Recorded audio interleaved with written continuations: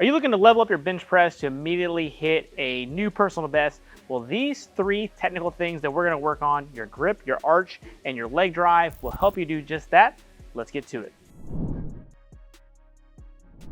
Hey there, Brent Slay here from Thirst Gym, and today I'm going to help you level up your bench press and add up to possibly 30 pounds immediately to your bench press. When I competed in powerlifting, my best bench press was 330 pounds at 132 pounds body weight, and working with Elite FTS, helping other lifters and athletes improve their bench press, I've personally seen people add up to 30 pounds in a day to their bench press by optimizing their grip, their arch, and their leg drive. When it comes to your bench press, the setup and the foundation is key to being able to maximize the amount of weight that you can actually lift. Yes, you will need to obviously get stronger in your chest, shoulders, triceps, upper back. Absolutely. However, if these technical flaws are holding you back, it doesn't matter how much you do that accessory work, you'll be moving at a snail's pace. So optimizing your technique with these three things we're going to talk about today will drive you in the right direction to hitting that new bench press PR. All right, the first thing we're going to talk about here is going to be your grip, and in particular your grip width. Okay, I'm not going to necessarily talk about what you're going to do with your hands. I have a separate video on that. I'll link that in the description box below. When it comes to your grip, most people are going to see a wide, a medium, and a close grip bench press, okay? And which grip you're going to choose is going to ultimately depend upon your leverages and how you're built. What we ideally want to have happen when we bench press is after we're set up and everything's taken care of, when we come down to the chest, we ideally want to have a 90-degree angle at our elbow or slightly even bigger. So usually what's going to happen to most people, if they pick the wrong bench press grip and they're not set up ideally, their elbows are way behind them. That's creating a bigger range of motion than we ideally want. So having an optimal grip width can help limit that range of motion than optimally letting you lift more weight. Now, everybody is going to be slightly different to some degree. I've seen some people use a closer grip. Matt Winning is a great example. He has a narrower grip for how big he is, but he is incredibly powerful and strong in that position and benches over 600 pounds raw. So clearly that works well for him and his leverages and his body type. Where for me, I use a more narrower or a more moderate grip to bench press. I've had the most success there. And using myself anecdotally as well, I have tried training cycles and meets going with a wider grip, trying to decrease that range of motion and not getting anything really out of it or to show for it in terms of improving my performance. So finding the grip, the best way is to find something to where your upper arm becomes basically parallel to the floor. So it's running sideways with the floor, okay? Now, or your upper arm can be more perpendicular to the floor. Either way that you want to look at that position, that's going to help give you an idea of a place to start. Now, from a competition standpoint, you can't be outside of the power ring. So if you're looking to compete in powerlifting, you cannot have your hand outside of these power rings. If they can see that from outside your pinky, you are legally too wide, okay? So that's really the only true constraint that you're going to have here. Most people, what you're going to find is they're going to use their pinky finger and line it up somewhere on the actual bar itself or that power ring. So if I'm here, that's a good place to start. Some people also take their thumb from the smooth, reach out, and same thing, and then find that as a place to start. So in general, the big thing you want to make sure that you feel is that one, it doesn't cause you shoulder discomfort, it's comfortable where you're at, but also it's going to maximize your leverages at the end of the day. So yes, you will likely need to play with it. However, you will find that somewhere in the medium or moderate range is going to be what's optimal for you. All right, tip number 2 is going to be talking about the bench press arch, okay? Now, before you get after me here, arching in the bench press is not illegal. It's not cheating, okay? It doesn't make you any weaker to arch. Yes, there are powerlifters that have an insane arch and they're only lifting the weight, maybe this much range of motion, right? They are lifting within the constraints of the rules of the sport of powerlifting to lift the most amount of weight. So as the saying goes, don't hate the player, hate the game. They are obviously trying to change some of those rules and like the IPF and whatnot to where you have to have so much elbow bend. I'm not gonna go into that. But in general, setting your shoulders and having a quality arch is going to let you press the most amount of weight. And more importantly is learning how to set your shoulders to be able to create that arch. When it comes to creating an arch, we do not want that from our low back. The goal is to not arch our low back to be able to create that range of motion. We want to use our thoracic spine or our mid back to be able to create that extension pattern so that one, our low back stays safe, we're in a good quality spot, but also we can set that into our shoulders and our upper back as we actually go to bench press. And when we're in that quality arch, that's going to decrease the range of motion, optimizing our leverages, going back to that grip equation of having an optimal grip to be able to do that, and having that big, strong foundation to push from maximizes how much you're able to push through the bench and how much that load can sit in your lats and your upper back, allowing you to press the most amount of weight possible. That's all this is ultimately about. Doing that will then let you be able to add more weight more consistently because, again, less range of motion, more optimal leverages, and a more sturdy foundation is going to ultimately lead to bigger weights being lifted. Now, to improve your arch, you can do some different thoracic mobility drills. I think that's a great way to do that. I also think, as well as working at it over time, you're not going to be perfect. An old tip that I got from my friend Joey Smith from Elite FTS was, if you really want to try to work on it, start with like a half foam roller. So buy a really cheap foam roller, the cheapest one you can find, cut it in half, or buy a half one. You can also find them, but it's cheaper just to buy a real one. Cut it in half and place that around your thoracic low back area and force your body to have to actually curve around that. Okay, again, we don't want to arch the low back, but if we put something there basically above our low back, around our mid back, that's going to give us some support, that's going to push our chest forward and then allow our low back to relax, giving us the natural arch that we want. You can train that way, and then you can take that away and try to maintain that position.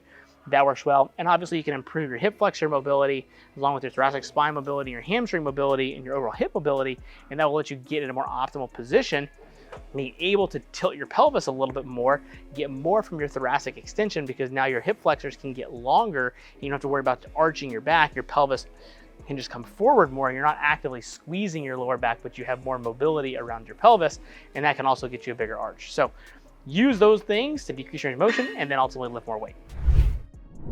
All right, the last thing you need to focus on here is going to be your leg drive and what you're doing with your feet when you're actually bench pressing. So we've got our grips taken care of. We've got our nice big upper back arch. Our shoulders are nice and stable. We're in a locked position.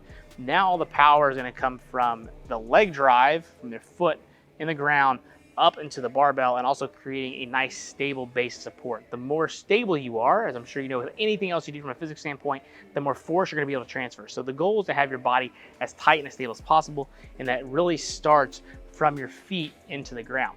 So whether you're doing a flat-footed or a tucked position does not really matter. Obviously do whatever your federation allows you to do, but regardless of what you do, after you have everything completely set, then we want to make sure that if my feet are flat, they're in a nice wide base of support, whole foot is flat, and I'm trying to have my feet actually out in front of my knees and as wide of a base of support that I can hold. So I can already feel my hips and my glutes being tight, I can feel my hamstrings, I can actually feel my quads be able to create some pressure here. So now when I actually go to unrack the barbell, I'm as solid as I need to be able to do that repetition. Where if my feet are just loosey-goosey, then I have be able to create tension, I have no arch, and I have nothing to be able to do here. And as you can see, that's a bigger range of motion. It's not going to be as stable. Same thing as if you tuck your feet, you want to bring your feet back, you want to take your heels, turn them out, squeeze the bench with your adductors or your inner thighs here to be able to create more of that stability, and then take your heels and push them down towards the floor. And as you do that, that's going to be able to create your strong base to be able to push from as you're going to bench press. So regardless of how you look at it here, the goal is to have your footing as solid as possible, as flat or tucked, squeezing the bench if you need to, or staying as tight as possible. And it's also going to be able to help you keep your butt on the bench press. So from a powerlifting perspective, if your butt leaves the bench press, the lift's not any good. If you're not a bench or a powerlifter, that's entirely okay. You still want to have yourself some quality standards, right? So keep the bench or your butt still on the bench, but having the optimal leg drive keeps you tighter and let you lift more weight, okay? You do not want to turn this into a decline bench press. You want to use that leg drive up into the barbell to be able to lift more weight. And that will ultimately let you build more muscle and things of that nature. So it's going to be safer. It's going to feel better. Your bench press is going to be more solid. And at the end of the day, it's going to translate better into all the upper body pressing that you're doing to be able to lift all that weight for the bench press anyways, regardless of what variation that you're doing. It doesn't have to be just the bench press. It could be a close grip or a board press or bands, chains, spotto, doesn't matter. That technical aspect still carries over to let you do all the things that you do. And when your feet are set nice and strong and you're in a good position, that also translates back up into your arch, being able to have a solid arch, and that translates back into your grip, decreasing range of motion. They are all intertwined together. But I like to start with the barbell first so people understand where their grip should be, and then working our way down to the feet, because once you've got the rest of that set and your feet are found, it's the hardest thing athletes have to find is when the feet leave the ground, they lose all that power. So the biggest thing that I harp on is that I shouldn't be able to come up and touch your feet or your legs, and your legs be able to move, or your body be able to move. You should be super rigid and tight throughout the entire set that you're doing so that you can maximize every set and rep that you're doing of your bench press. All right, to round this out, I looked up some of the biggest questions that people have regarding the bench press.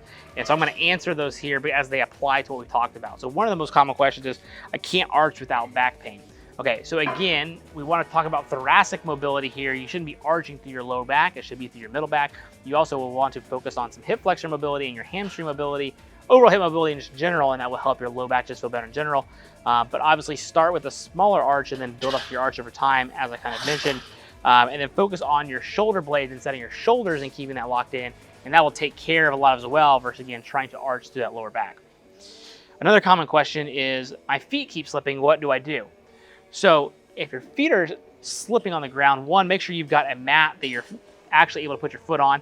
Have decent shoes with decent footing. I feel like that should be obvious to say, but you'd be amazed at what people come in with shoes that basically have no traction on them whatsoever.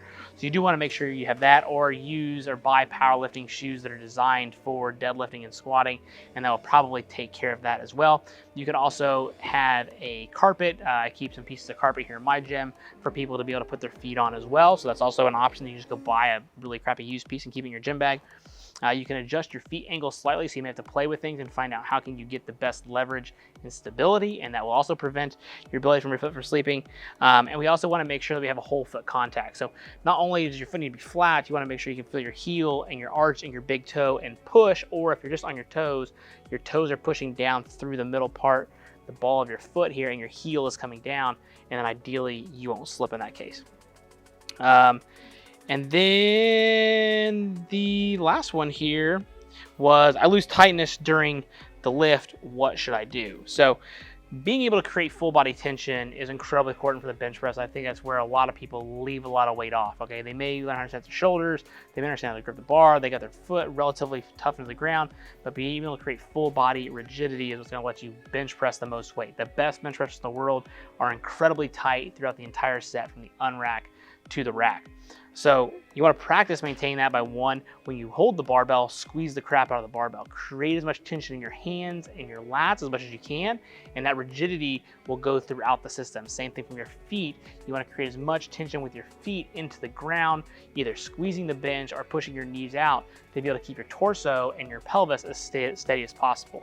You then also want to make sure you can use different variations. So using something like a Spoto press or a long pause bench press, or even chaos bench pressing, where you're going to hang the kettlebells from the barbell and let them sway back and forth while you're doing your bench press. That will teach you to be tight, because if you're not tight, that barbell is going to be considerably more crazy than it is if you are tight. And so it's one of my favorite go-tos for help athletes learn how to do that. Or you can even do isometric hold. You just hold it at the top and you just try to keep that bar as motion as possible. It's not going to be, but you're obviously going to do your best. You also want to try to make sure that you're focusing on just one element at a time, right? So if you're struggling to put this all together, just focus on just your grip and squeezing the crap out of the barbell. As that becomes more natural, then you can move into implementing the leg drive, or you can go the opposite way, focus on just keeping your legs as still as possible, and then it will translate up in the bar over time. And then again, pause reps just in general will build that over time as well. So training with a pause more consistently will teach you how to stay tight more consistently, because most people, when they get into powerlifting, don't understand how tough some of those pauses can be, and that can ultimately come back and affect your performance. But obviously it will impact your practice and your training as well in terms of the technical side. So just to briefly recap here, some quick takeaways. You want to make these changes as minutely as possible. You don't want to completely overhaul off the get-go. I mean, if you have a lot to work on, you might need to, but focus on one area where you can immediately see some quick improvement that you know that you're not doing from what I just suggested, and then train like that, okay? Take your training very seriously. Even implement it into your warm-up sets with just the empty bar, or just a 25 or just a 10, whatever your warm-up weights are. Treat your warm-ups like your actual sets, and that will give you free practice without the super heavier weights. The next thing is then going to be that you video yourself, okay? You video yourself to give yourself constructive feedback to see where can I improve, because you'll be able to actually see what's going on, okay? If you have a coach or somebody you hire that you send that to, they should already be doing that for you. That's a different video for a different day, but if you're not and you're training by yourself, watching some of your sets back can give you that visual feedback. And then obviously as well, if you happen to train around other people that are very knowledgeable, ask them, get a second eye or a second opinion of what can be improved.